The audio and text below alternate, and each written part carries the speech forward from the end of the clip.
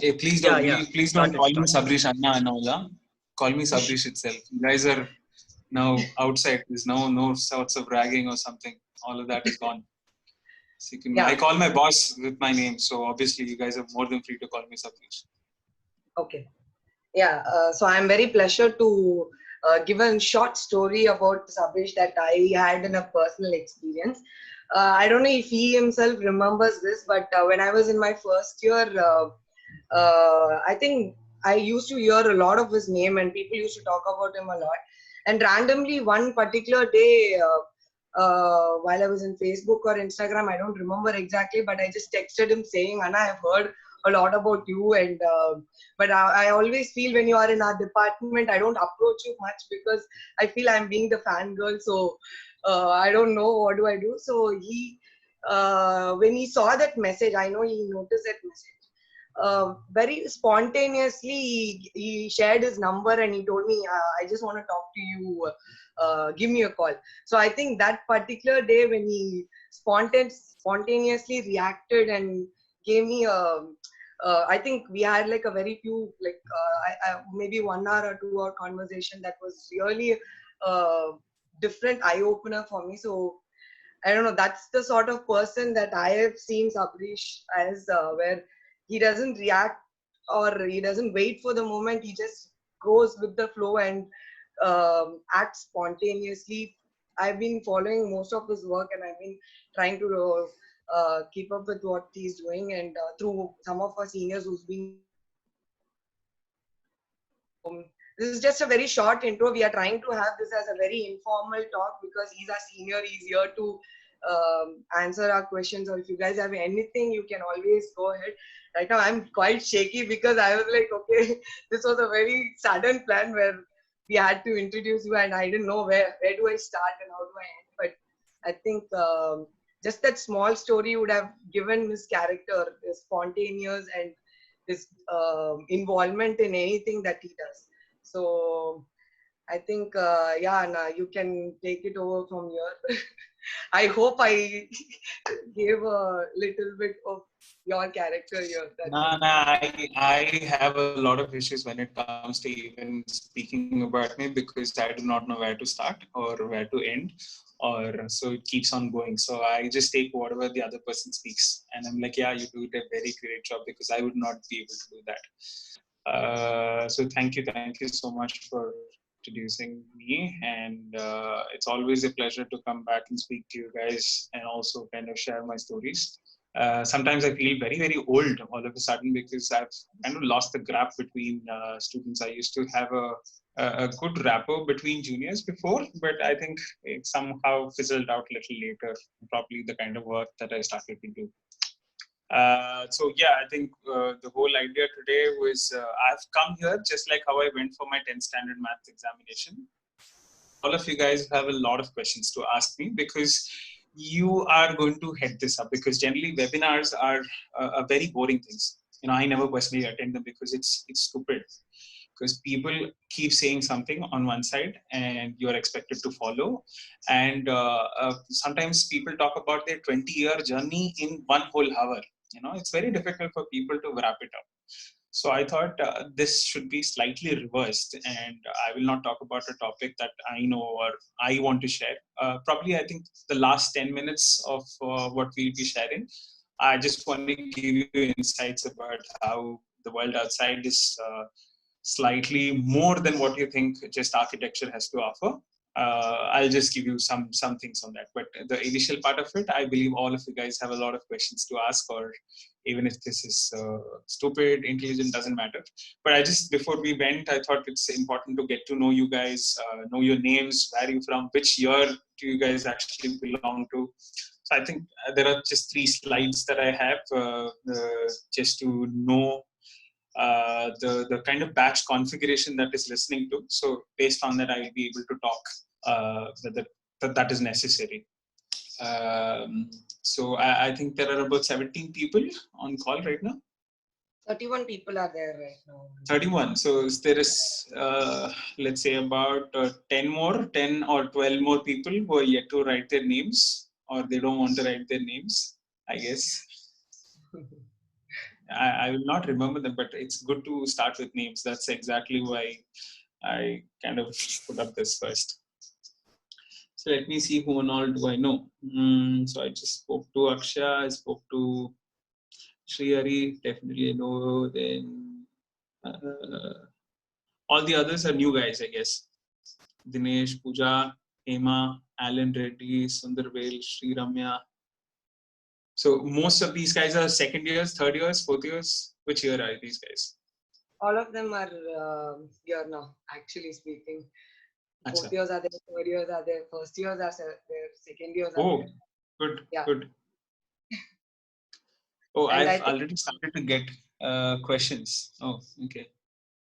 A small request to anyone, please stop calling me Anna. You can call me Sabjeesh. Hello, Anna. Please tell me about your NASA journey. That's the last thing that I want to talk about right now. But yeah, since you asked, I will speak about it a little later, somewhere. Alan, you are from the first year, second year, third year? Second year now. As expected. The USEC right now, so Really I'm curious. really curious to know how you did it. Good. You are the USEC? yeah, he's a USEC officer. He's a USEC? Yeah. So this call is not for USEC, unit secretaries, or anybody else. I'm more interested in talking to all the others. We can have a wonderful talk. I mean, NASA has its own past, so we can definitely talk about what NASA is or how it has kind of shaped me for the person I am today. That's a separate conversation. So I don't want to kind of mingle this. Probably, why not we start with the topic itself now? Like, since under your name we have given Beyond Art and Architecture. Where do you think, like, what is your perspective towards Beyond Art and Architecture? What do you think about that? I think until then people will start raising questions. Fair enough. So I think just to give you a brief, now of course you've talked to me about it, given me an introduction about it. So I graduated from Satyabama in 2015, and then I went to work in Auroville for a year, and then I went to do some bit of professional practice in Delhi. There's a firm called AUM Architects, and then I kind of started following up with an organization called Center for Policy Research. And I think that's where the first initiation happened, to go slightly beyond the boundary of built environment. And I was much more interested in policies that govern buildings. And that led me to do Masters in Urban Regional Planning from CEPT University. And I think that foundation that I got from CEPT was slightly more enriching in terms of how do you look beyond buildings and how cities contribute to a lot of conversation that we have today. Then I joined a firm called Athena Infonomics. That's exactly where I work today. We are into the business of what we call as data analytics. All of this might sound quite stupid, but yeah, I think I'm not throwing jargons, but this is something that I will be talking about today as well. So I'm going to be talking something about how data-oriented decisions can influence the design and how they help to kind of make cities sustainable. All of you guys might be interested with the word sustainability. I'm very sure, because it's one of the most commonly raped words in, let's say, in any sorts of concepts. You keep saying, we've used glass, we've used this material, we've used that material, and it becomes sustainable. But unfortunately, sustainability is slightly more than what it is. Given that, I finished that and I started having, I finished my master's, and then I was thinking that, okay, you need to do something else. So currently I'm doing my a master's in data analytics. It's a course which is used to understand spatial syntax, and it's also a slight bit of financing parts of the cities, which you never learn in architecture. So that's what it is. So now you know that I'm totally clueless about where my life is. So for me to talk about how you should kind of take up your life, that'll be stupid. So I'm not here to guide you or direct you about it. But I'm just going to be mostly kind of touching upon the areas of how at every point in time in my life, I think I have taken drastic decisions, especially to come out of your own flavor and to start doing something more. So I think after masters, I started realizing that if you want to do job, all of us are studying. We keep writing, we keep doing presentations, but nothing really matters. There are only hardly 4 or 5 architects in the country who have built their firms, and all the design competitions, everything goes to them only. We don't really have a chance per se. So that's when I understood that the way how government looks at procuring designs is slightly more different. And today we have, you guys know what's a ministry, because all of this talk is just going to go out of your heads if I'm not able to connect with you guys. So that's exactly why I thought it's important that you guys precisely ask what is it that you really want to know, and then probably I can take you from there. Someone's asking how to write the name. So you just go to Mentimeter, menti.com, and just write 746074. I think there are 21 people. I probably should go to the next one. Okay. Where do you guys belong? Just a minute. I'll also go write down. Where do I belong? Yay, 4th years.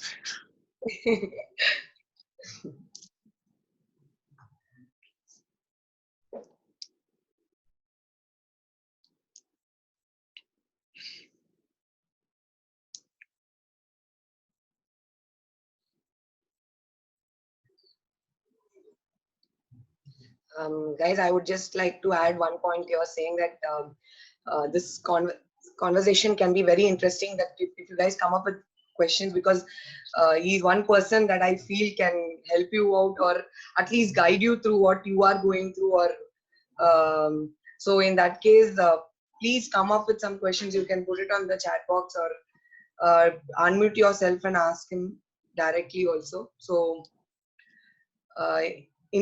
in that case, even I have a couple of questions has been sent already now from the students. I can even start with that. Should I go ahead now? How much? So how many people are here? Let's say about, you're mostly 3rd years and 4th years. Okay, fine. Yeah. Okay, so there are 1st years too as well, 2 of them. Okay. There are 32 people. Come on, guys. I thought your 5th years are going to be there, because you don't really have so much time to do something. You guys have a lot of time to kill and not to do theses. So I thought there will be a lot of 5th years.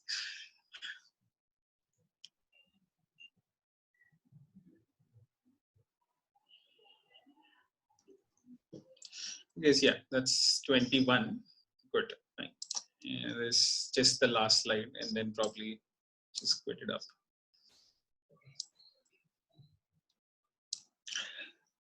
This is for others to follow up on. Actually, if you have something that you wanted to ask, then I think I would start with that. Yeah, okay. I think these are quite a bit of questions that are little random now, but I would like to just start with the flow that is given.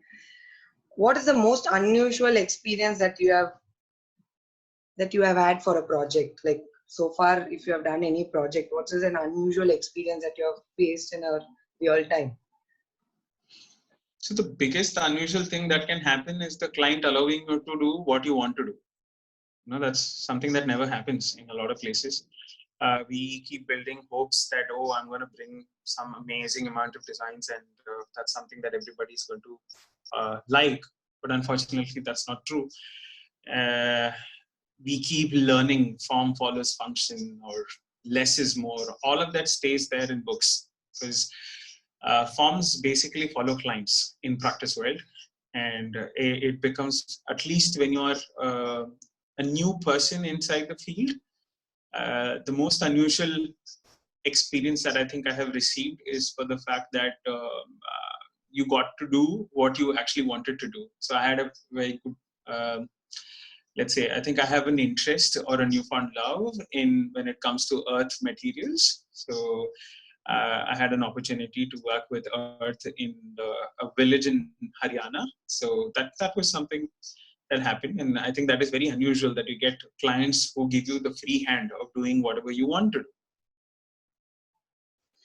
Just to follow up with that question, what if you're designing a project, then what is your unusual inspiration? Like, where do you take inspiration, or do you follow concept? Do you follow intents, or Okay, do so you? concepts have been something that I think I've till date everybody keeps asking in some sorts of ways. And how do you derive a concept? What derives a concept? People write up words. It's very easy to write up words and kind of amplify or do fluffery. It's very easy. So I think after finishing architecture, after 2 years of practice, and then going into masters in SET, you basically haven't written anything. What happens in at least during the times that I was in Satyabama, that you don't really have the opportunity to write much about your designs. You speak, you talk a bit about it, or you plagiarize something that you found somewhere on the internet, but you don't really get an opportunity to express yourself, what this means. And more often, you never use the library which is there, and like an ancient fossil fuel in your college, it's never utilized. You don't have to go there, or the curriculum is not designed in a way that you actually go or read something up or make inferences out of it.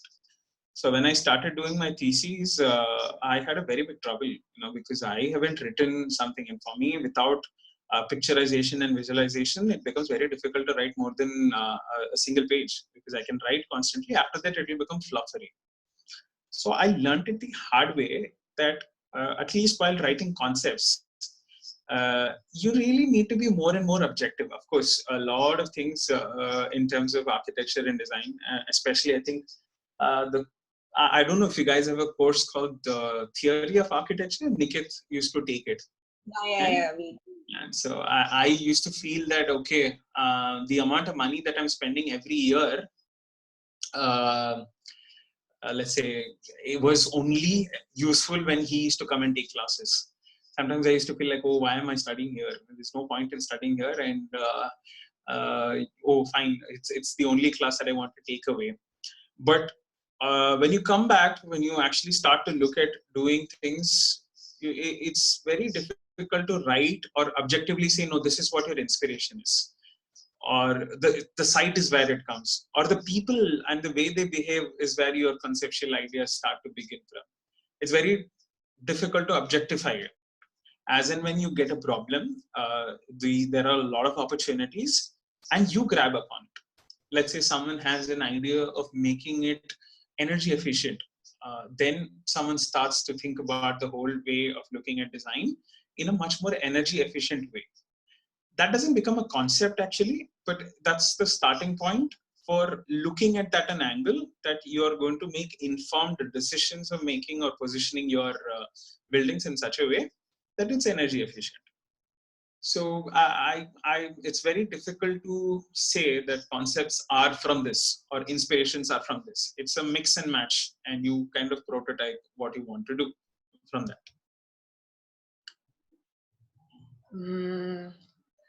Just one more question. What is your driving passion in architecture? Okay, I have zero driving passion in architecture. Huh? So architecture to me is another element. I think this is something that you guys also need to know, that you guys are a part of a bigger society. Architects, there was a time when Le Corbusier or P.V. Doshi or all of these big stalwarts in architecture used to make decisions for people. Now, I think Srivardhan would have talked to you about the effectiveness of public participation in terms of designs, right? So the way how design happens today is quite different. Everybody has a say in it, and they want to kind of have a democratic approach towards things. So as architects, what I've seen is that we tend to kind of close ourselves into close-knit groups. let's say it's NASA, or let's say it's IIA, let's say it's Council of Architecture. It's only between architects. The discussion doesn't go anywhere beyond, right? So to find myself, I don't know. Architecture is a wonderful field to kind of develop your base grounds, but it's important to collaborate. There are different aspects of design that kind of make it, especially financing. I don't know how much of you guys would be interested, but unless or until you can make your plans feasible, all of them are going to stay in your mood boards. And it's not a restriction, I would say, but people think that when you start to think about cost, it becomes a restriction. It is in a way a challenge to think about it in a different way. So that is something that I think you should take up, not just sticking to architecture. Look at allied fields. There is information technology. There are different softwares that kind of help you simulate a lot of things. I'm not saying that you should be master of all or be clueless like me, but take up something that you kind of have a passion in, and then I think you will be better. Apart from architecture, of course, architecture is there, but apart from that. There's a couple more questions, Anna, but Sabresh, but I think you can go ahead with the ones that they have written, so I can just add it. Okay, a lot about NASA. I think everybody is okay. I'll see Blackbeard. Why, Sept? How did you choose your architecture? No, life after architecture. Ashwin, your field of interest, perceiving goals. Your USEC tenure. Everybody is in NASA. Okay, so yeah, let me talk about NASA since you guys want to know about NASA. So I joined college in 2011, and that was one of the most disappointing years in my life. Satyabama was 3-4 times horrific than what you guys actually speak today. We had extreme regulations, extreme. I think innovation in the college was something more and more difficult. So it started with the first year ragging sessions. I don't think so you guys have that today. But it started with our HOD, Professor Rajaratnam. He came and he said, you guys have to do something. And he bought all the 5th years. So I remember his name. I forgot his name. Danny, he was my senior, was the 5th year senior. He came and he was like, he gave me the T-scale and he said, wow, good, you have T-scale. And I used to look even more thinner that time. So the first time I think they made me do a pole dance with the T-scale. So it was fun in its own ways. I think that's exactly where it kind of broke the momentum for me. And I thought, so I was, our batch's structure was in such a way that 70% are girls, 30% are boys. And so you were going to dance in front of 70% of people who are going to be with you for the next whole 5 years. But it still kind of opened up that, okay, this is how the perspectives are, and you need to be kind of vocal about how you really are as a person.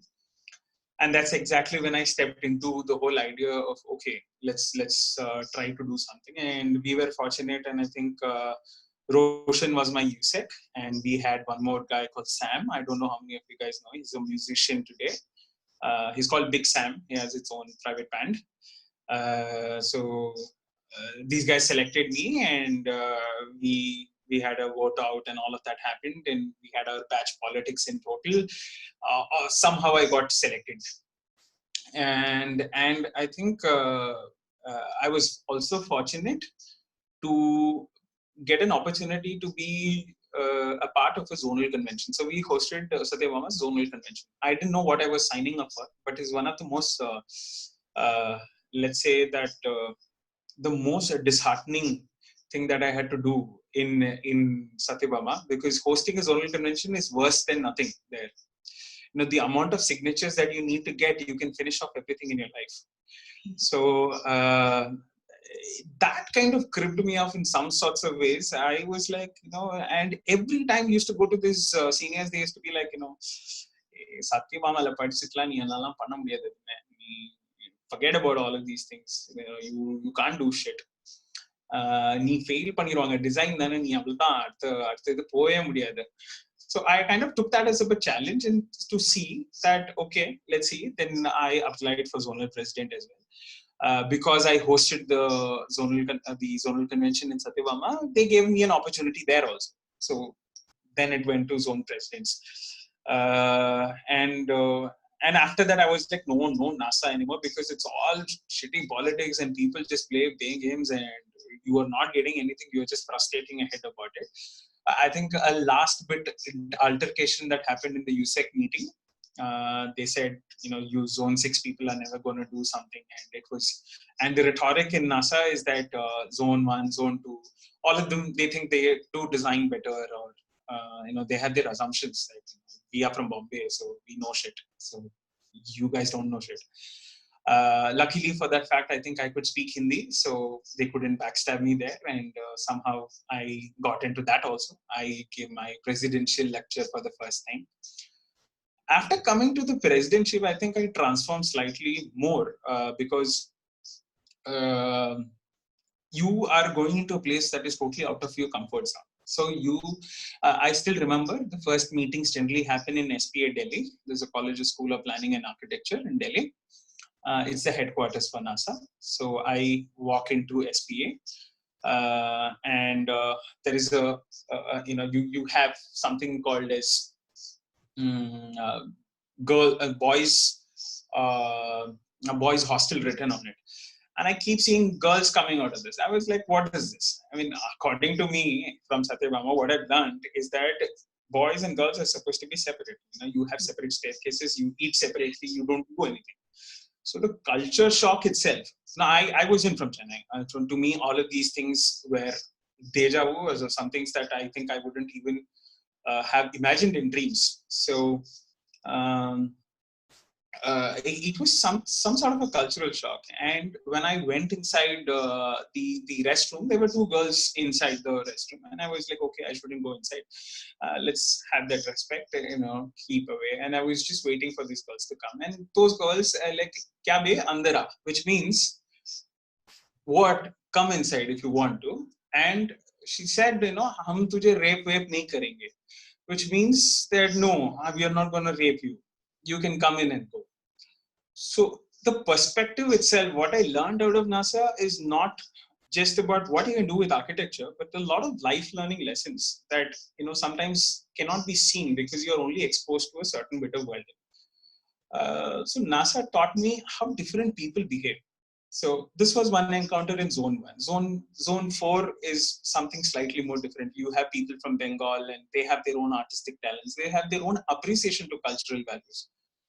Zone 6, we are wonderful in terms of fighting with each other, and most of the time just goes in, solving out SAP and Bharat and so many colleges which are there.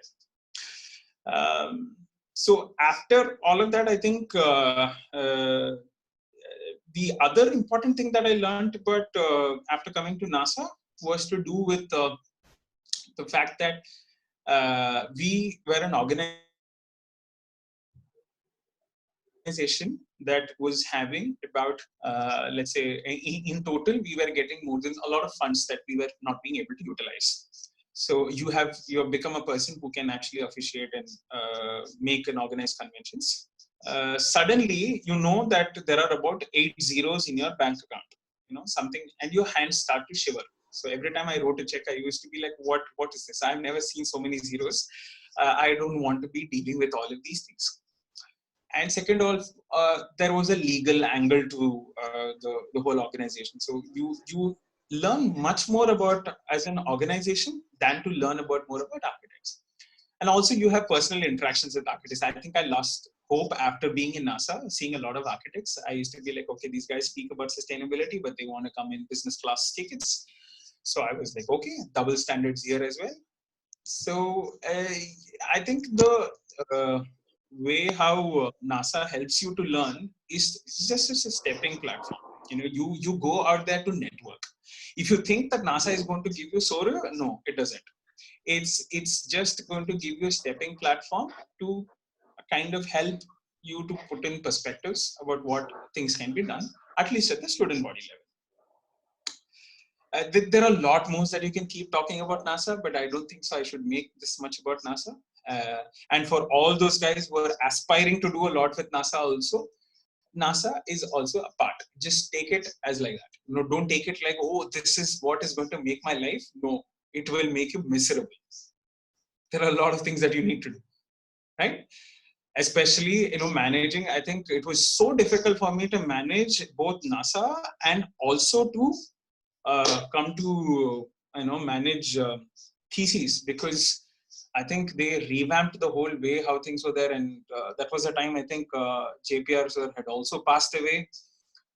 So we were having a lot of hectic problems that time. And I didn't know how things are. Luckily, I think somehow I just graduated, I guess, in some sort of ways. Okay, so I'll take up the next one. What brought you into this field, architecture? How and where you see yourself in the field? Good. Nothing brought me into this field of architecture. I think it's a pleasurable accident, I should say. After my 12th, I think I was quietly, I had no idea about why should we do architecture also. But somewhere it was a stepping ground for me to kind of express and to understand how do you see development as a whole. I want to re-stress the word development, because all of you guys are urban development professionals. You cannot be thinking that, no, I'm going to think about architecture and design is my only thing. No, you guys need to think about economics, you need to think about finance, social perspectives. All of this will inform and make you a much better development professional. So my request to you guys is to just think slightly beyond architecture, and you will get a much better perspective. Then hi, Devesh is also here. Devesh has sent me, I would like to know if you're professional circling around urban development analytics. Yes, Devesh, the profession that I am currently today is mostly looking from the aspect of cities. So what we do at Athena is you rank cities based on quality of life or anything else. You rank them on different parameters, and you kind of use the idea of data-oriented decisions and help policymakers to make better decisions. So, for example, if I have to dumb it down to an extent, let's say that the city thinks that a flyover is going to solve a particular problem. We make analysis and alternatives to the flyover and say, listen, there is a better way to solve it, and we support it through creating models and simulations. So that is into the profession that I'm currently in. Hello. Then. Hello, Sabrish Anna. Hi, Devesh. Anna. Long time. Yes. So I like to ask you based on that. Like for example, one of my friend, he is into urban analytics. So, so he was not he's not an architect. He did his college from Bangalore, like normal, like commerce, and he went into urban analytics. So he's doing urban study analytics at the same point. So he had so I got to meet him, and he gave me a really different perspective about this field and the current position of this field. So what he was part of the Mumbai metro development. Like he was part, like he and his team from college, and they were working on data that would help the government, basically the particular government, to like to give, like to support their, like the urban, like the proposal of metro which recently which happened, right? They had to cut down trees and everything. Yeah, so that was happening there, and he was talking about the it was a very negative perspective which I was getting from an analytical point of view, like the scope of this field. So I need to know a better perspective of it, like the present scope presently now all the development is happening. Yeah, so you know that a lot of decisions when it comes to the cities are not restricted to the designers or any person or consultants, basically. So what he was presenting you was the picture of what consultants do. So the government basically tenders out a document and it asks you to carry out a study or give you proposals on what can be done. So as he rightly says, it is pretty much screwed up because you have a lot of people as who would have graduated in masters in business administration or anything else, who are heading these projects, right? And for them it is they have no idea about the domain itself. They don't know what the city is, they don't know anything else, but they have a general degree masters in business administration, so they are able to play with numbers. So if you have a financial proposal that can save you 2 crores in a particular project, you will make sure that the other person takes up that project, right? So you do not know how to play with your numbers. The problem is that you have a sensible solution. You are in fact making savings. You're making much better decisions. But we fail terribly in terms of making financially feasible propositions. We have terrible choice in terms of not even understanding or not even wanting to learn something about finance. Right? So that attitude has kind of triggered and has picturized this whole development space in a very, very bad way today. But in fact, there is a lot that you can do. There is a lot of opportunity available as well, and you have to tap into that resource. And you can't just stick be like, okay, I'm an architect and I'm going to be just contributing to this particular phase of design. No. You need to think about other spheres of development and then finally contribute to it. And that's when you can make a much more holistic solution. Yeah, and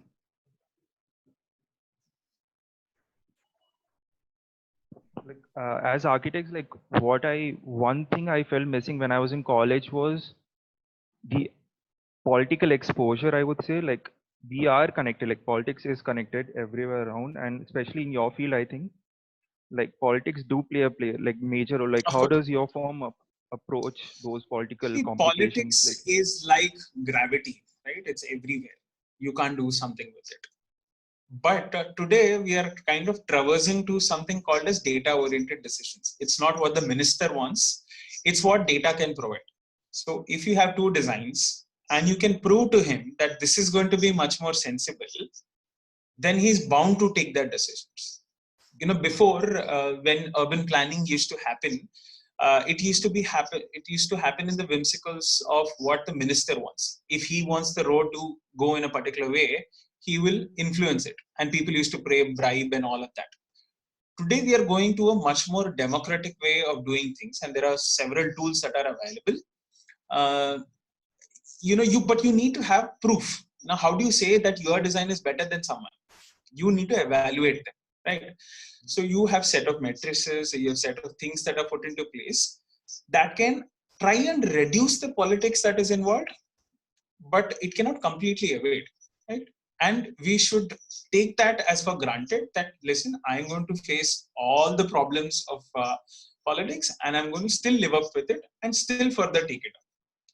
I know it's a very big pain in the ass sometimes because your things constantly keep changing and the bureaucracy also functions very, very horrific to you, but you have to live up with it.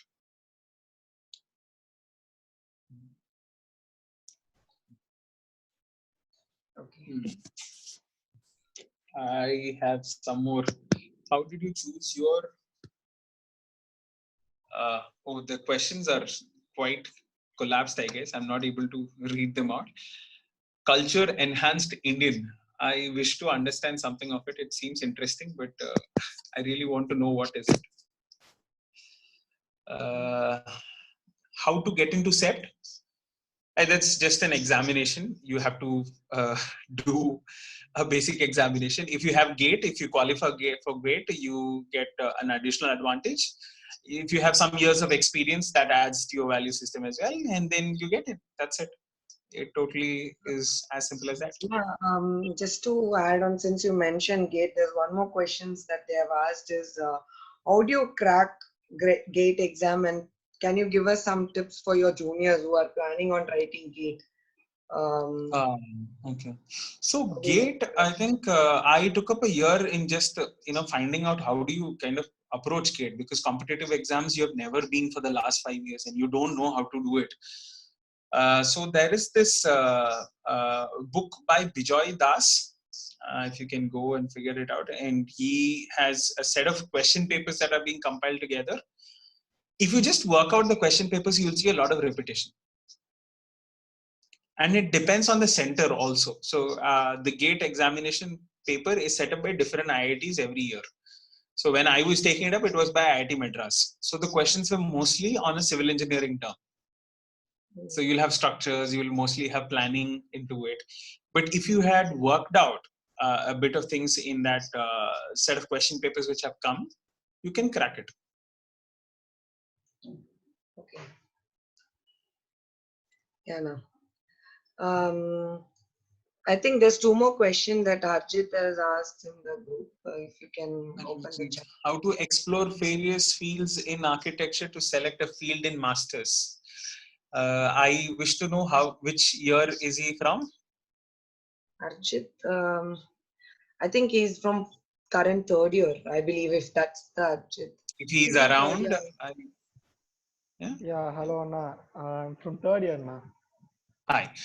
I believe it is too fast to kind of step into going to specialization. So specialization is quite a difficult subject, I would say, because it is so difficult for me to kind of give you a direction to what suits you the best. I think there are a few of my colleagues who are into facilities management. Some of my colleagues are into pro designs. Some of my colleagues are only into interior design. They don't want to do anything else. They just want to keep earning money, so they want to just do interior design. So to arrive at which field do you want to go and how do you explore this, it takes quite some time. Just keep your eyes open about what is happening around. Just come out of your curriculum, leave architecture, forget about architecture. See what you want to do in life with it. You really want to kind of start something on your own, or do you want to do some kind of a furniture design or something like that, or do you want to go into general management of things? Do you want to run a firm? So the choice that you make in what you want to do will help you to choose a specialization. Don't do a master's just because it's necessary. Do a master's because it supports you to learn something as a result of what you want to do. Yeah, thanks. Yeah. If you have some questions on that also, I think I'm more than happy to answer later. Once I get to know you, because it's very easy to say vast things and just get out. So if you want to know, I wish to understand you as a person on what would suit you better, or what things you guys can do, or what are the things that are options. We can more than happily, I can speak to you later. Yeah, sure. I think Ashwin has asked how many projects have you done till now? So I think I've been doing, so projects to me are slightly different. So there are a lot of things that I've been doing, but let's say just about architecture, I have done about 7 to 8 of them. I think the most challenging one was something called the Humanscapes project in Auroville. If you guys ever go to Pondicherry, you should see the Humanscapes design. I think it was very, very interesting, and I learned. She kind of broke down my ego. So this architect that I work, her name was Suhasini Iyer. So when you joined, I was like, oh, I know design, I can do shit. And so the first whole month went, she just gave me a design of doing the gate for the Humanscapes. So I thought it's just going to be a gate. So we came up with a concept and we started doing it.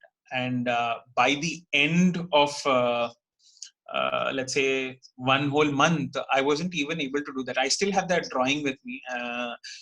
I would have done probably about 80 combinations, which nothing inspired her. And she kind of crumbled the paper that I gave it to her. And she said, no, you're not going to be talking. And she threw it on my face and said, you're not fit for design. This is something that you can never do. But that breakdown that actually happened kind of helped me to learn why I was putting a line and the way it is being put and which direction it is being put.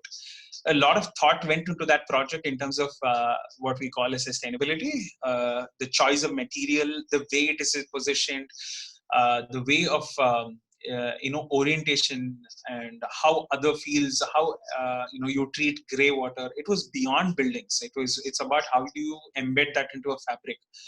So that was one of the most encouraging things, and I think it's available in Arc Daily today, so you guys can have a look at it. It's called Humanscapes.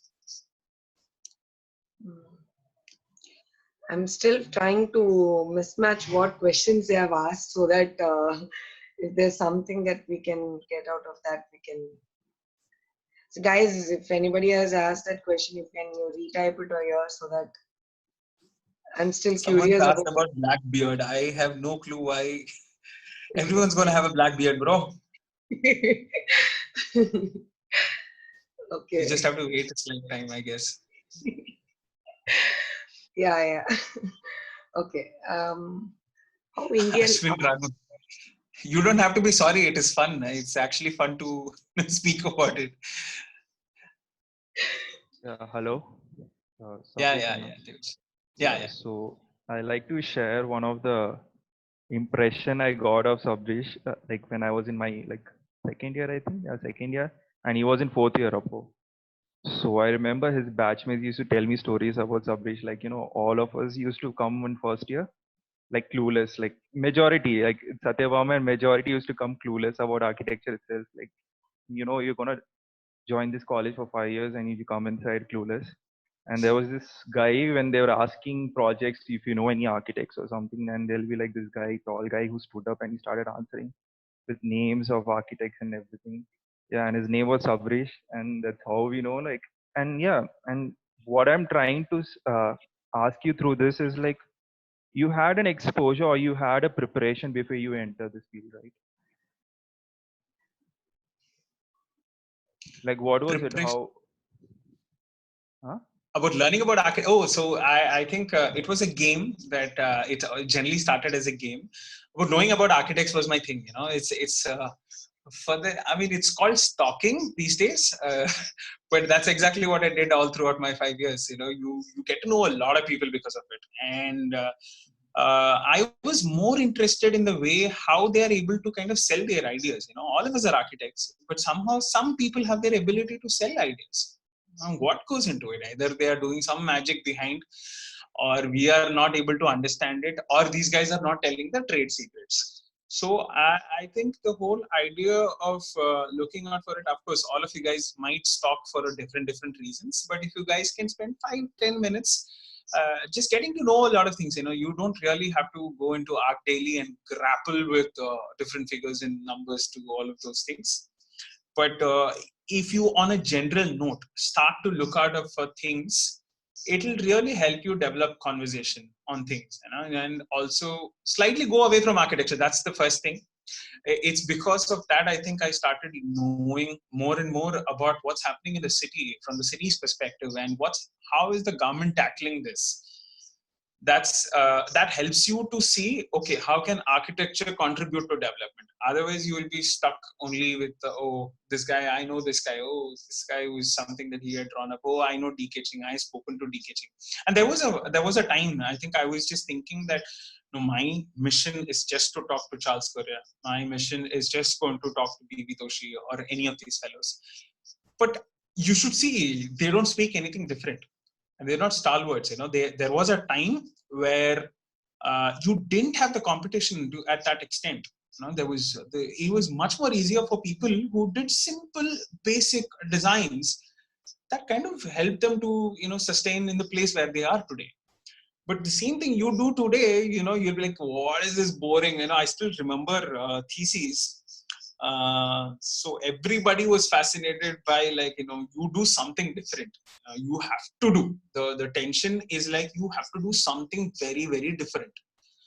And so Biju was my external. So he came and he was like, you don't really have to do a lot of things in it. You do something that is as simple as what you're supposed to do. Do something logical, and that will help you develop doing much better things. And I know this out of the box thinking doesn't really exist.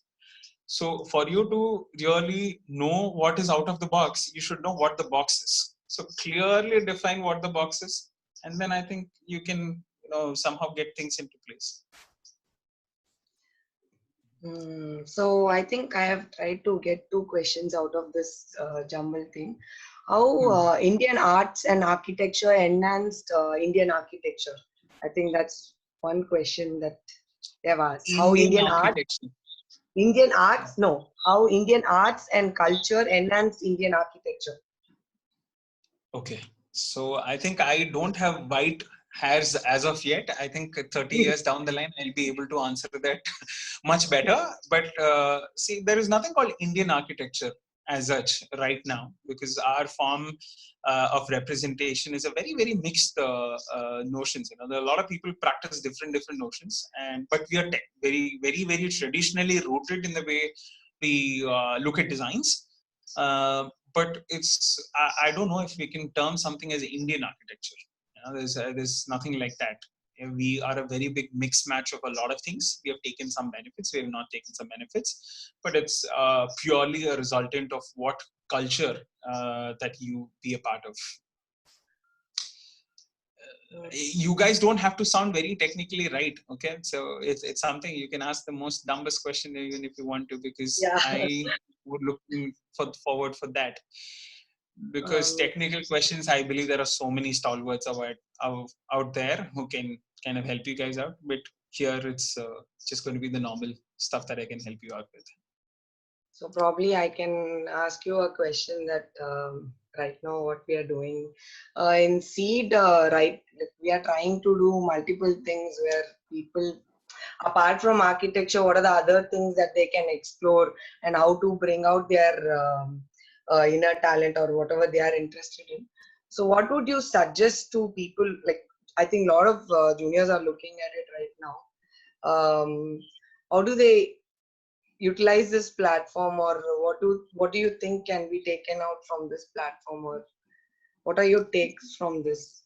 What do you suggest? So I wouldn't suggest or direct you towards a particular platform, because it will be very biased. It will be like, oh, I'm doing this, so I'm going to suggest this. But I believe that there is a lot of time that you can get in the campus to do a lot of things, and I believe that we don't. Satyabama is not what I know it was a long time back, because we were constrained like hell. We never could do all of these things because it would be like I have to wait for another 20 hours to just go get the signature from something, or you would be rusticated, or you would not come to college next year, or your attendance falls short, a lot of things. So today, I think you guys have the time to utilize it. Try to sharpen up some skills. I think all of you guys can talk.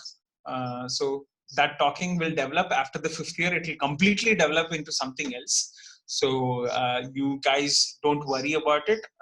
Communication skills is something that you will develop a little later as well. But if there is specific interest on even learning softwares, learning Photoshop, learning presentation, learning a bit about how do you write technical papers? Because I found it very difficult after going to CEPT to write something that doesn't, that's not plagiarized, because the whole concept of plagiarism doesn't exist in Satyabama. If our reports are going for plagiarism, I believe that all of us will fail. It's about 50-60% is like cut and paste from somewhere. And then I go to CEPT where there was 3% plagiarism count. So I didn't know how to kind of write 30,000 or 40,000 words without having inspiration from something. So at least if you can write simple, you don't have to throw about jargons, but simply objectify the designs that you have and start up something on your own, try and do, and especially keep trying it. So Photoshop, I think I learned it because I started working out with my seniors or doing some random shit, doing caricatures, do something that's non-architecture as well, because that helps you gain perspectives to what you want to do.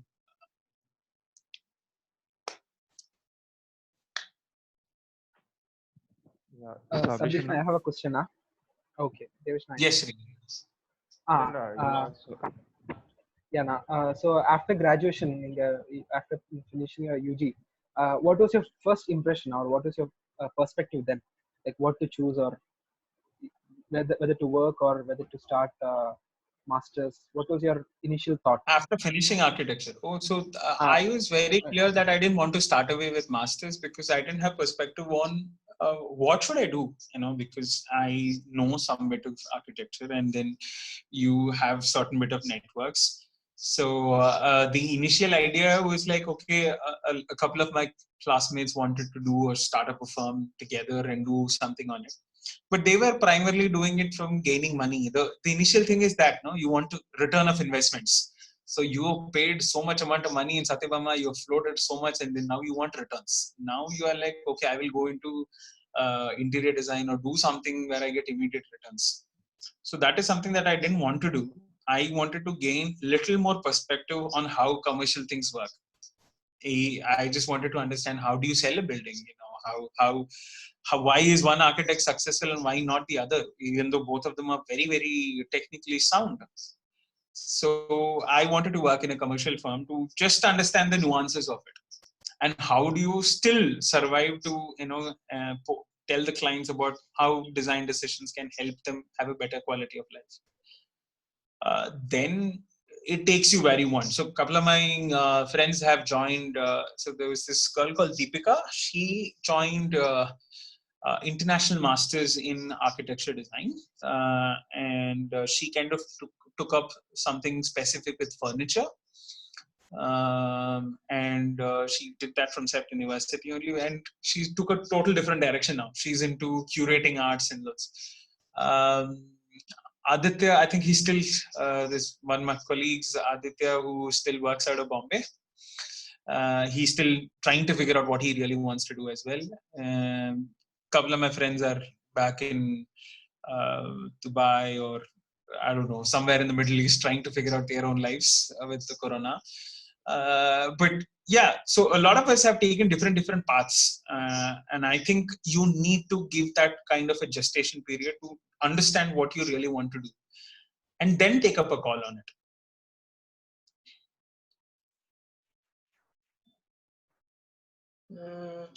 There's one question that Hema Deepika was asked. No, Deveshana needs to ask some question. Okay. Let them ask. It's okay. Okay. What was your thesis and process of selecting a topic? You asked a very fundamental question.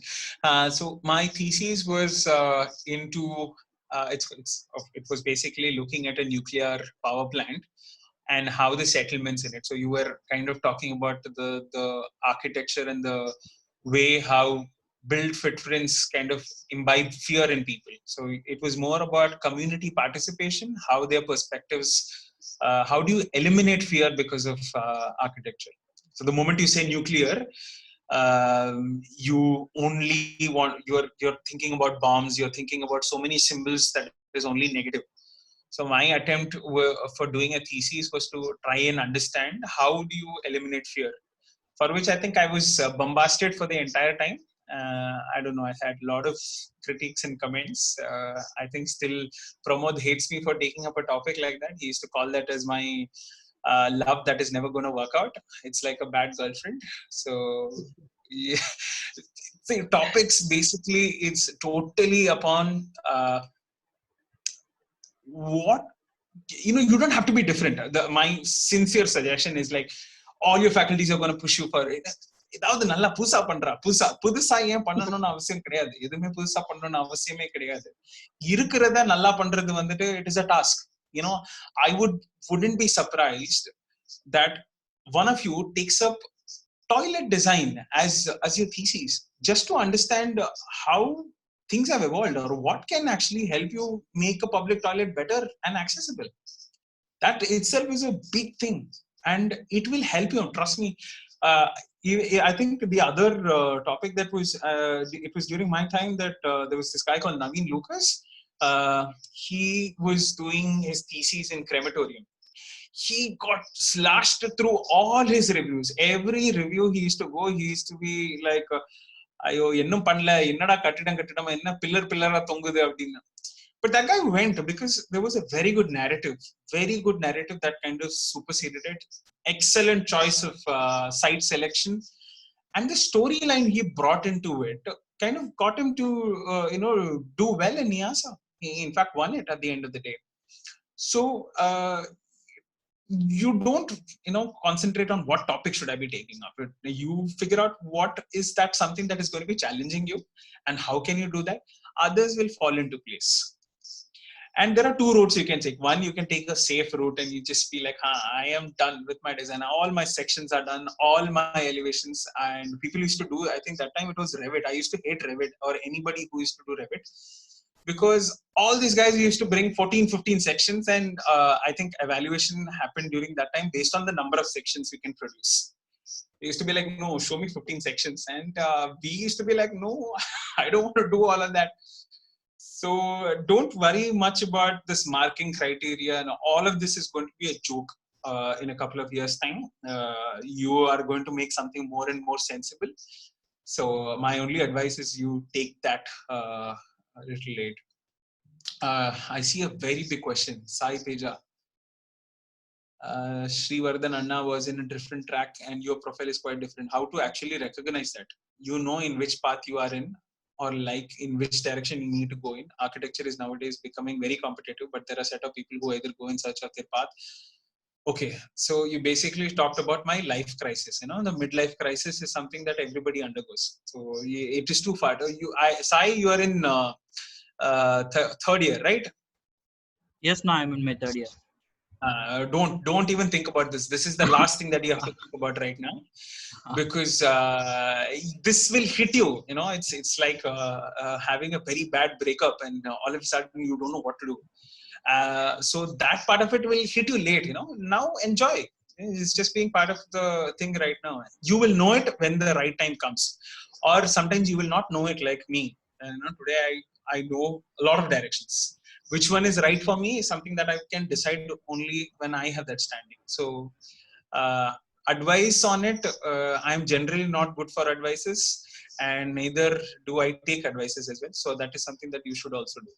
Take up the path that you think is right and make that work for you. That's it. Okay. Master's field. My master's was in urban and regional planning. There is this master's called, which talks about cities and settlements. So you guys can go to the CEPT website to see further more details if you want to understand what is it all about.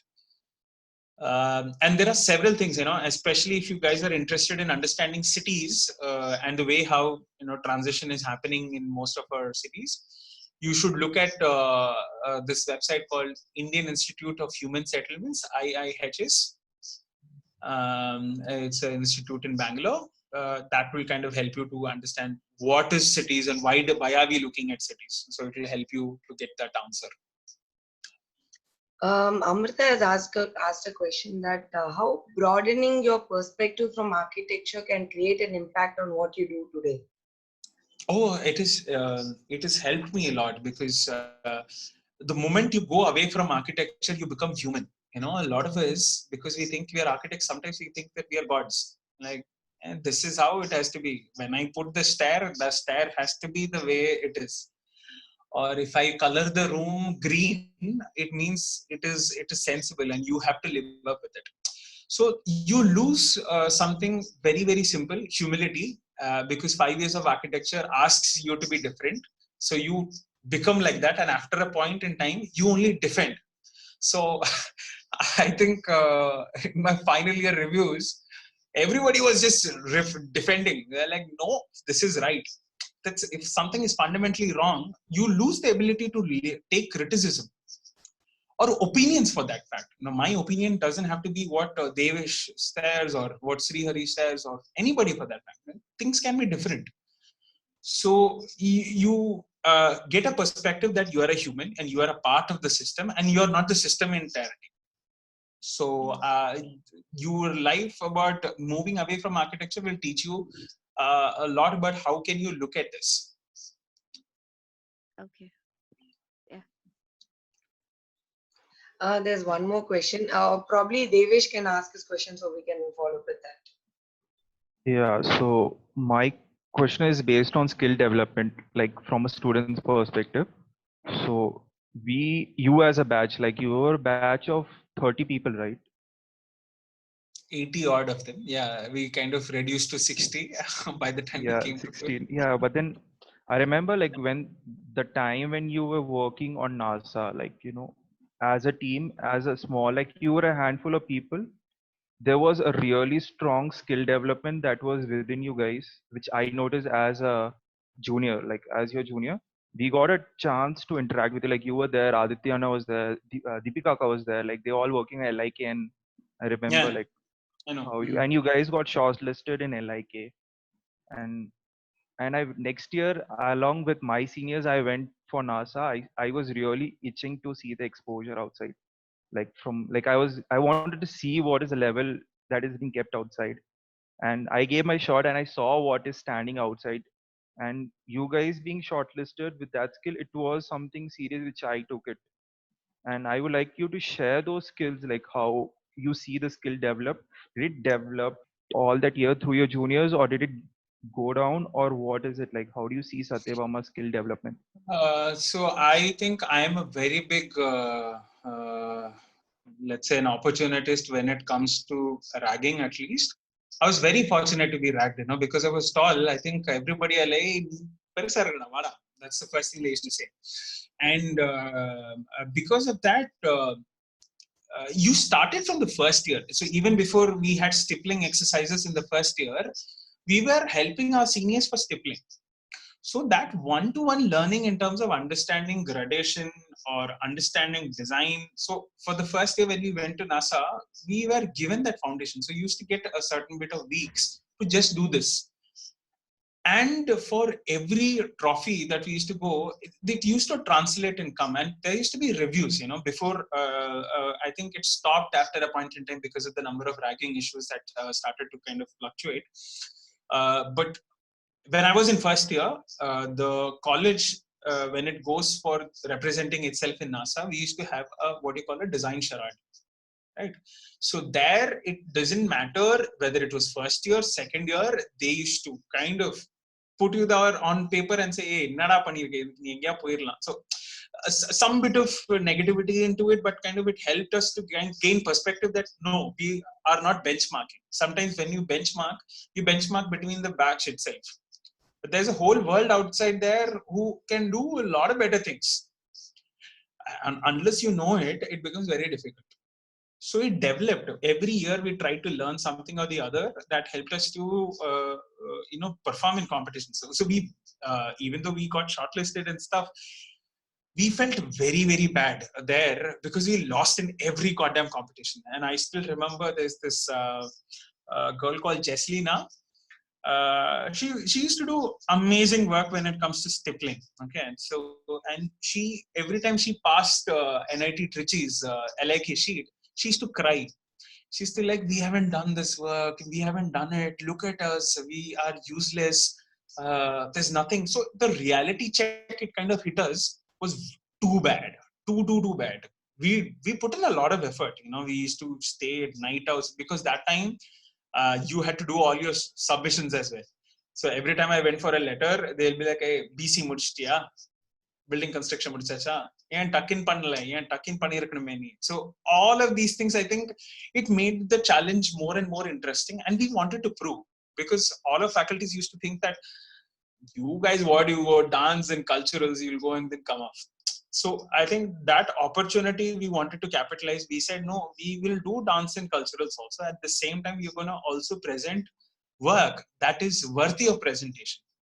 So we made attempts, and I think that is something you guys also should do. Don't think about whether you're going to lose or not. Give an attempt to it. You will learn in the process. Yeah, and how do you see teamwork, like to work together as one? Like, how do you guys develop that what is it, that connection between you guys? Because not everyone can be friends. Like, there will be this. I know. Yeah. I know. So, but then See, and it's beyond that, how do you develop it? I think I had a very terrible time in terms of when I was the USEC, in terms of organizing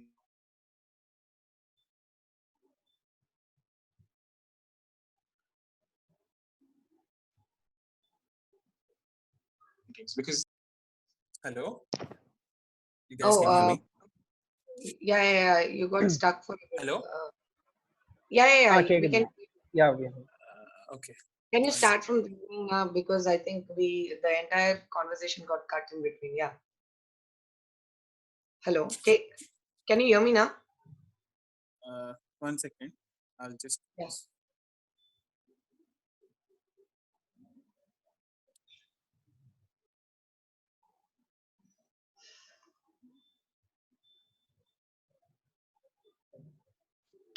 No, we can't hear you.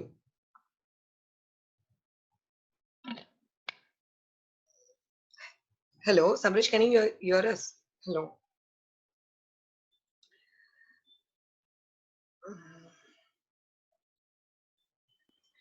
Sabrish, are you there? Hello. Okay. Yeah. We can hear you. Yeah. Yeah. I think that's some problem with the questions. Yeah. So I was talking about the problems when it comes to teams. We had different set of people, who were good in a lot of ways. So you had to be the devil's advocate, and at least this, where you had to say that's the problem with the USEC always. You have to play this. You have to be saying that no, you guys can be working together. No, you guys. And sometimes it is so hard that you have to break couples as well in between, because you're like, no, she's good with this, so she fits in that as well. No, she can fit in this. And then he'll be like, macha yanda na nalla irukkudu pudikaliya. So all of these things keeps coming. But I think I was lucky and fortunate to have that set of 40 people who were interested in their own ways, and they never bothered. So it was like I gave this work. This Nari Gandhi was taken care by Aditya. Lucas was handling LIK. So it was just segregation, clear segregation of work with teammates that you're comfortable with. You don't put people that you don't.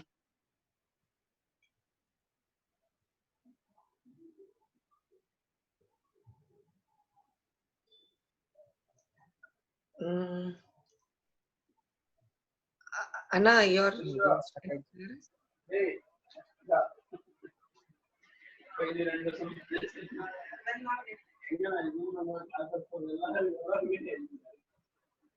I think he's stuck ஆயிடுச்சு.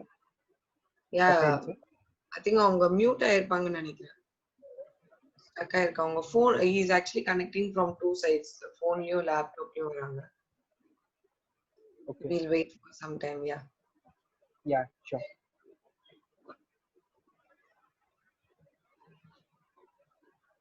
Well, guys, first years and all, like, do you guys have any questions? Like, you guys are like being very silent. Like a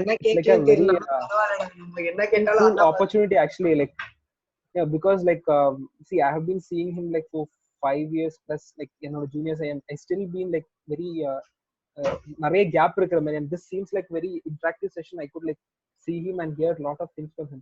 So you guys are getting that opportunity so early that you guys need to. Yeah, he's there. No, he's not connected yet. Teja, can you text him saying if he's having any difficulty in connecting? Yes, I have texted him. Yeah, okay then. Cool.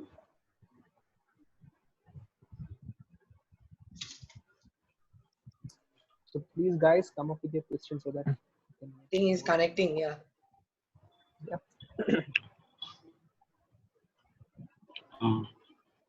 Hi, Anna, கேக்குதுங்களா? Hello. Santoshana, just a minute. He's not connected yet. Or connect ஆனோனே. Okay. Okay, எனக்கும் சரியா connection இல்ல, என்ன பேசுறீங்கன்னு புரியல. I have a question now. Oh, he's here. So அடுத்து நான் கேக்குறேன். Yeah, okay. Yeah, sure. Santosh, you can. Okay. Sabrishana, Yeah, sure. Okay, cool. Yeah, Santosh, I think you can ask your question. Sabrishana, yeah, okay. Hello, அண்ணா, கேக்குதுங்களா? Yeah, கேக்குது. அண்ணா, என் பேர் சந்தோஷ். நான் 5th year சத்யவாமால 5th year பண்ணிட்டு இருக்கேன். So நீங்க சொன்னீங்க like 2 architects இருக்காங்கன்னா அவங்க ப்ராஜெக்ட்ஸ் பண்றாங்கன்னா ஒருத்தவங்க சக்சஸ் ஆகிறாங்க. ஸோ அந்த மாதிரி வந்துட்டு அவங்க ரீச் ஆகிறாங்க, சரிங்களா? ஸோ அதுக்கு வந்துட்டு அந்த அந்த ஃபோட்டோகிராஃபி ஆர்கிடெக்சர் ஃபோட்டோகிராஃபி எந்த அளவுக்கு இப்போ இன்னைய சுச்சுவேஷன்ல ரோல் ப்ளே பண்ணுது, லைக் அது ஒரு பிஸ்னஸ் ஸ்டாட்டிக்ஸாக இருக்கா இப்போ? ஸோ அதை பற்றி ஸோ நிறைய விஷயம் இருக்குதுப்பா. இது வந்து it's not just about photography, but branding as an element it self is very very interesting. So நீ எவ்வளோக்கு எவ்வளோ உன்னோட பிராண்ட் பண்ண முடியுது உன்னால, in terms of putting up your website, or you're able to put projects that are really really good. You have a good reach in Instagram. So social media and branding have been very very critical. So I think that's something that you guys should also follow up. That நீ நல்ல வேலை மட்டும் பண்ணா பத்தாது, நீ வந்து உலகத்துக்கே சொல்ல வேண்டியது இருக்கும், இந்த மாதிரி நாங்க பண்றோம், இந்த மாதிரி செய்யறோம் அப்படின்னு சொன்னா there is a much better outreach. ஓகேண்ணா, லைக் நான் வந்துட்டு ஆர்கிடெக்சர் ஃபோட்டோகிராஃபி இப்போ ஸ்டார்ட் பண்ணிட்டு இருக்கேன் ஒரு 1 year. ஸோ இப்போ ஃபீல்டு எப்படி இருக்கு அப்படிங்கறக்கா உங்களோட வியூ பாயிண்ட் கேட்டேன், அவ்வளவுதான். ஃபீல்டு இன்னைக்குன்னு இல்லை, நான் என்னைக்கு வெளியில வந்தனோ அன்னைக்கு இருந்து அதே மாதிரி தான் இருக்குது. See, the problem with at least நீ எங்க பிராக்டிஸ் பண்றப்பா? கப்பல் ஆஃப் ப்ராஜெக்ட்ஸ் ஆரோவில்ல பண்ணியிருக்கேன்னா, அப்புறம் சென்னையில வந்துட்டு ஒரு 2 projects. So the moment you go outside the territory of Tamil Nadu, நீ எங்க இருக்கன்னு உனக்கே தெரியும். Because there is, at least in Chennai, there is a severe underpayment of a lot of projects. The design க்கு யாரும் காசு கொடுக்கிறது கிடையாது, இல்ல காசு கொடுத்தா அது வேற மாதிரி implications இருக்குது. அப்புறம் they generally don't consider value added systems that you would try to provide, because everybody knows a little bit of buildings, right? எல்லாருக்குமே தெரியும் எப்படி ஒரு வீடு இருக்கணும்னு, எப்படி எல்லாருக்கும் தெரியும். அதனால அண்டர் பேமெண்ட் இருக்கும் நிறைய இடத்துல. But some people have been able to survive. Strikingly, I think when I see good practice firms in Chennai, what Biju keeps doing, or what even what Murli sir has also been able to establish, it's something good. They have tried to do a lot of things. Might be that I have different perspectives to this, but they've been able to brand themselves, they've been able to sustain themselves. And young architects, so you guys, I don't know if you know this team called Webby. It's a set of pass outs from SAP Chennai. They won that competition, they won the competition on War Memorial in Delhi. But they've been able to create a lot of let's say a branding exercise that happened. Adukapram they've not been able to sustain much with commercial projects, but it was very good to see that rising firms, pudusa vara firms, they are given opportunities through competitions.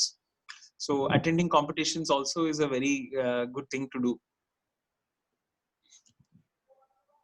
Okay, thank you. There's one more question that they have asked. A myth that has been penetrating to architecture you realize only after graduating. Sorry, what? A myth that has been penetrating to architecture that you realize only after graduating. Myth. Yeah. Okay. It's so difficult to say things so pointlessly and so directly, because you will feel 5 வருஷம் ஏன்டா படிச்சோம் அப்படினு இருக்கும். See, I don't know if you guys know the current scenario that the Supreme Court has passed an order that Council of Architecture only protects you from using the title architecture. Even civil engineers can practice architecture. So this again, we have lost a very drastic case. So sometimes when we used to take a 5th year in the course professional practice அப்படினு சொல்லிட்டு, mostly I think Surya or someone else would only be taking it. So you should ask them, நாங்க படிச்சதுக்கு 5 வருஷம் படிச்சோம், இந்த இதெல்லாம் பண்றோம், சரி ஓகே, நீங்க திடீர்னு இப்ப கவுன்சில் ஆஃப் ஆர்கிடெக்சர்ல why do you want to take licenses?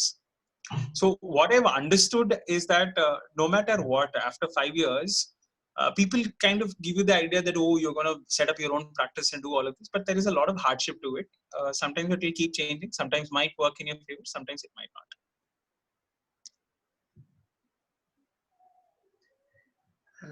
I think even Ashwin has asked one question that how would you see architect Zaha Hadid project, and what about your views on it? Zaha Hadid. Okay, I have a very peculiar question with her as well. Because I've never understood how toilets function for her. Because generally, when we talk about her buildings, it's very difficult to think about services. So I have been always wondering, how does she position her toilets in the public building? And because you have standards, every 30 meters has to have some sort of an escalator or a service station. So how do you position in buildings like this? I have been very inspired, very, very inspired. I think her quote was, we in fact had a t-shirt when we went for NASA. There was this t-shirt had Zaha Hadid down bottom here, and then we had written that, there are 360 degrees, why do you stick to one? It was a very famous quote during that time. We were very fascinated, but I'm not a very great person who kind of likes skewed and obscure buildings. It never interested me. Yeah, she's there. She's good. What can I say? Okay, there's one more question. How important is diversity in architecture? And what is your point on it? Gender, is it what? It's just blank. How important is diversity? Maybe culture. Big question. No? This is like. Maybe let's say it's the culture on the living style coming from different state. How do you state that? How important is it? So like I said, the experiences that I've had to have with a lot of today we have in our firm itself we have 3 Chinese, 4 of them from Kenya, a couple of them come from Australia. So what it has actually given us is to kind of look at different perspectives. How do you kind of appreciate something that you might not like, but somebody else would have liked it. So it has helped us to gain a lot of perspectives, and I think it's necessary. And the angle of gender, I think at least in architecture, women are represented less. I still used to wonder that, and this was one question that we used to always have. Because in general, even if you look at your college, you have more than 80 or 90% of people who come in as women. What happens after marriage or whatever the obstacles are? I understand there are obstacles, but there are very few representation that happens to women. And this also reflects in the COI. We have written some technical papers on this based on why does this underrepresentation happens? Because our creative lot is mostly women, and we don't see a lot of women-led practices that kind of sustain. There might be a lot of barriers, but I believe that I think there has to be some sets of representation, not as couples. You have a lot of people who come in and like, his wife, this wife, doesn't matter. But I have not seen people who kind of set up practices on their own and kind of sustain for a long time. It's very interesting, and at least to all those guys, you should definitely try working under a woman. I mean, I had a wonderful experience. She brought on her whole whatever she faced with male chauvinism for the last 34 years. She kind of entrusted on me, and I think I've learned a lot. It's very humbling experience. It's like a different humbling experience. And provided if it is very good, you should definitely be up for it. So yeah, I think for now if you have any presentation that you would like to share. No, I think I just ran out of my charge as well. I have to grapple that up. So I was not intending to present something as such because I don't know. Because when I go for presentations, at least I would like to know what my audience is. Because here I don't want to be boring a first-year child about all of this nuances. He's just come into this and he wants to enjoy and he has to enjoy. So I don't think I should be speaking anything of that terms. So that's why I didn't do a presentation. Probably sometimes whenever I'm down in Chennai, I think I would like to have a much more better focused discussion to at least the 4th and final years. The ones who have actually finished internships, about the world outside apart from architecture, and I want to kind of give you some sort of sensitization about even if somebody wants to pursue PhD, what is the way to pursue a PhD? Are you capable, or are you capable of taking a decision on what masters would you want to do, or actually talking about projects in total, or talking about beyond architecture. So all of these, I think I would wish to have a scheduled talk on this, and that's why I think I never made a presentation. My only suggestion to you guys is that try going beyond what you guys know as the curriculum that architecture actually provides you. I know numbers are boring. Numbers are sometimes not sensible. They look, it's just plus minus. They make no sense. But if you are able to make a lot of, let's say, work with numbers, if you guys can actually work with it, you will be able to sell projects efficiently. It will give you a much better perspective on innovation, that the real innovation lies in terms of looking at financing. And also, if you guys are interested to go beyond architecture and look at urbanism, someone who is really interested in urbanism, you have to start flagging up different platforms are available, and the Ministry of so you come under a ministry called Ministry of Housing and Urban Affairs, MOHUA. It releases out a lot of information. There is something called National Institute of Urban Affairs. Again, this is a plethora of information that is available to you on what you really want to do. It will help you take much better decisions. And yes, I think that's it. I don't want to bore you more. So if there is anything else or any closing remarks if you guys have, you can tell me. Sabrishna, yes, I have one question. Yes. I mean, am I visible now? I mean, like for everyone? Yes. I need to show something. Yeah, nah. So I have two questions now, but first I have to show this. This is a t-shirt we designed. So in the back of it is written as doing architecture is fun, but doing in Satyabama is an achievement. So this shows how much you are inspiring us. Like this quote is by Sabrishna.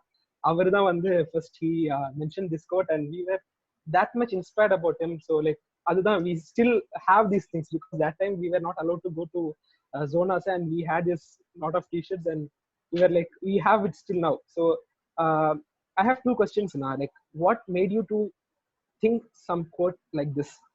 And second question is, even though you have been an alumni like 5 years before, still I mean, question may be wrong, but still unga brand is still there in Satyabama. So what is that branding according to you? Like brand personal. Very big not brand won't be a yeah. But yeah, I understand the sense of it, but see, the quote is not something that I think I told it up or something, but it's something that with all of us feel, doing architecture is really, really fun. It's a very good way. I still remember the first year when I came in, so we had to do a beach resort. It's an ice cream parlor. We had to kind of set up their own case studies. You can find out your user groups. All of that was left to us. At that time, like any guy who is in 19, 20 years, you want to be the Romeo. So you went with the whole idea of concept of looking at love. So I had, even created menu cards, giving that, okay, if you want to know about sections. So I presented the jury that way. So that guy used to look at me and he used to look up and down. He's like, are you studying in Satyabama? So I think there is a pre-linked notion that when we come to Satyabama, that there are things that you can't do. Love is something that is there everywhere. You want to embrace it, you don't want to embrace it, it's up to you. But an institution shouldn't say that, no, listen, this is the way you follow it. No, it's not necessary. I think by the very nature, I think our entire batch was rebellious in its own ways. So if I would have done something, someone else would have been. So we had 3 or 4 people. We were known for just being notorious in our own ways. And it was not actually a quote. It's saying something that all of us can relate to us as a feeling. Everybody knows that கஷ்டம் இங்க இருக்கிறதெல்லாம் கஷ்டம் 5 வருஷம் எப்படி முடிக்க போகுதுன்னே தெரியாது. So it just stays there. And last but not the least, I think we never cut shortcuts. We did things which mattered the most. Even if we were fighting for the right causes. And we went beyond boundaries to prove to them. See, a lot of times it's very easy for faculty to dumb you down. When they come and say, "Oh no, this is something that you can't do. This is not something that you have to take it up or not." But if you are able to prove to them that, listen, there is much better ways of doing things, and we can do this, and we can prove it to you that as well that we can do this. You can absolutely do it. Yeah, by the way, I think I got kicked out for the quote that I wrote as well. So don't keep branding that up here and there. So in fact, I remember the HOD asking me, "Ennada kashtam unakku enna kashtam koduthutom inga irundhu naanga enna support pannala." So in my mind also I was thinking a lot of things which I don't want to say. I believe this is being recorded, right? Yeah, so I don't want to say a lot of things.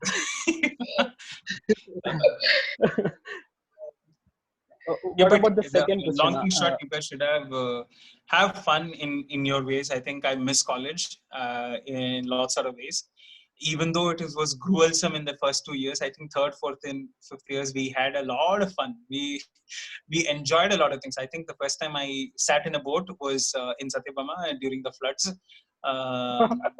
and we enjoyed our models being a couple of so I think you guys should also chill up a little bit and not get really frustrated. The world outside is frustrating, I know, but don't get into the wrap of it. The second question, sorry. Yeah, nah, so after so many years, still there is a benchmark you are given to us. So what do you think? Like, how is it possible? Like, I don't know how to ask the question, but so if you don't know how to ask the question, how am I supposed to answer the question? I understood now. But still, even the juniors here, like we have like more than 50 plus participants now. So even for your name itself, people are like joining. So what do you think? For such a, what should I say? I think I'm just blessed in some sort of ways to just have good juniors, I guess. Let's say. And I think beyond all of these things, there were a lot of hardships. Sometimes I think I've not spoken much about hardships during that time. We excelled slightly better in some sort of ways. We came away from the pessimism that was there at that point in time. That these are restrictions and you can't do it. We found out our own ways to come out of it, and that is why.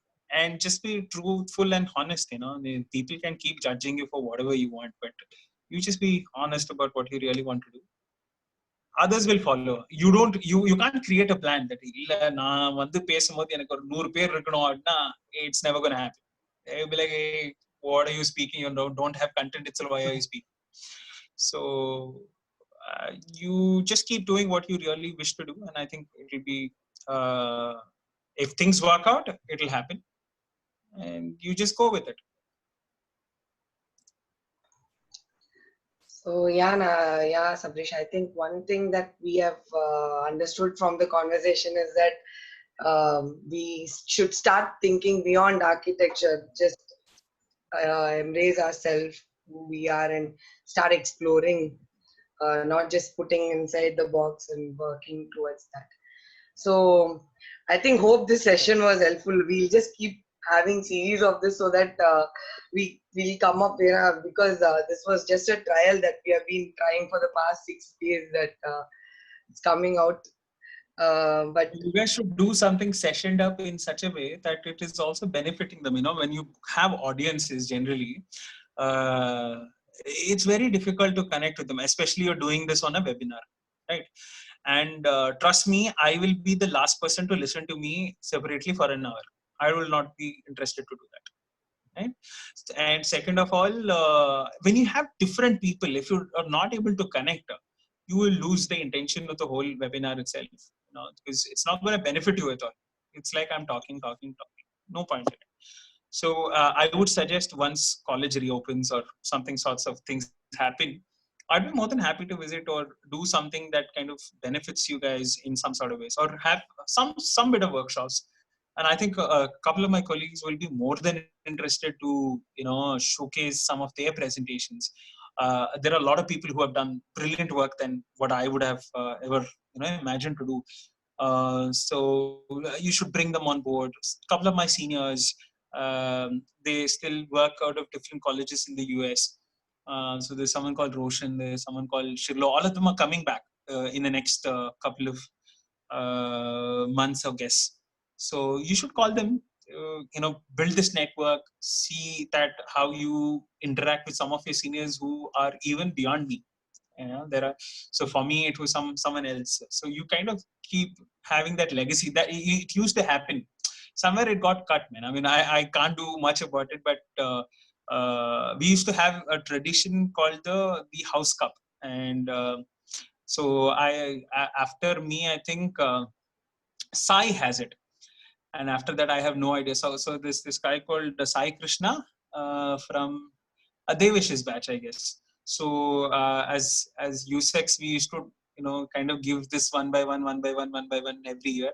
So by that time it came to me, I had about 14 people above me who had written their names about this cup that used to keep traveling, but somehow it kind of got away, and every name was to be there, and so we used to know about we just know as images, but we keep meeting them somewhere, and that's exactly what you guys will be also do.